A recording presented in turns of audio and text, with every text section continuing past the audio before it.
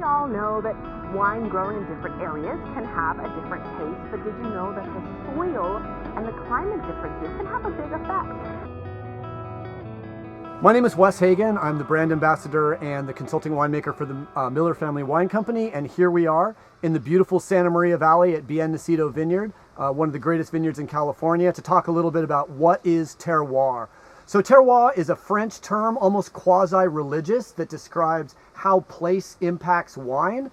And really what I like to say is that in the United States, maybe the term terroir is overused and understood. So what I would love for you guys to understand is that terroir here really focuses on these old seabeds. These are, 12 million year old Miocene seabeds that were forced up during a violent tectonic shift millions of years ago. So we're standing on an old seabed. Millions of years ago, we would have been underwater. And in 10 million years from now, we'll probably be underwater again because this entire peninsula is unstable and will probably fade away. This entire promontory rose out of the ocean and gave us a sort of a side look of all the geology that had been basically stacking up as dead things floated to the bottom of the ocean over millions of years. So on the very bottom, we can see calcium, we can see diatomaceous earth, we can see little veins of red that come from probably some iron or ferrous clay. So as those soils weather, when the rain hits them, when the wind breaks them, they basically come down out of that mountain and they feed the soil in the valley in between.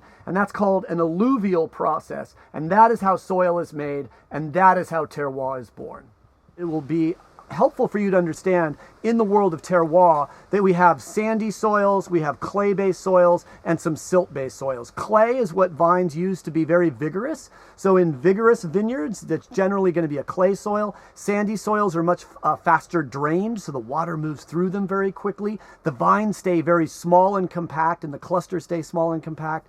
And then I think really when you look at clay loam and sandy loam soils, a mix between these old geologically parent materials of sand and clay mixed with a little bit of old broken down sort of biological material from old plants really gives the best soils in the world the capacity to grow great wine. So soil matters, weather matters, wind matters, rain matters. All of these things are part of terroir, but a very important part of terroir that a lot of people don't talk about is human influence and the genius of human discernment.